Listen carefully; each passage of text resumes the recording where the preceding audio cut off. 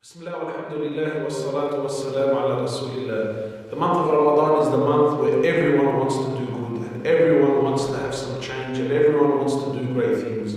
But what tends to happen is that when the month enters, you're so overwhelmed, and let's be real, for most of us, myself included, you don't have a program, you don't have a schedule, you're not specific about what you want to do. You find yourself, you go to the masjid for the first 3-4 days and then what usually happens is we end up collapsing.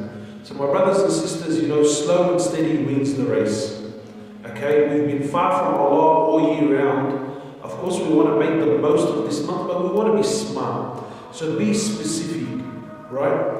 Put together a list of things that are achievable. I can do this. It's not going to burden me, right? Don't sit down and put together, I'm going to read 1 juz of Quran a day. If you can and you're capable of this, well, then that's great. But if you're someone who struggles to read half a page, right, then putting down a goal as a juz, it's not going to happen. No one's going to. So be specific. Put yourself together a specific program. Look, I'm going to pray my Isha in the masjid. I'm going to read X amount of Quran. I'm going to give X amount of charity. Slow and steady. I would rather you do this much, but you're consistent throughout the whole month of Ramadan, than doing that much for the first 5 days and then you collapse after a week. The Prophet of Allah, he says, and I will end with this. This is advice for life, not just for the month of Ramadan.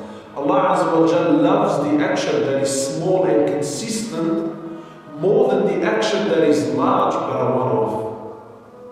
So be smart, don't worry, give yourself a solid program that you will not do less than this. This is my minimum throughout, and then whatever you do on top of that or extras to that, we ask Allah subhanahu wa ta'ala to accept. And inshallah ta'ala, I hope that we can take this advice and bring it on board. Jazakallah.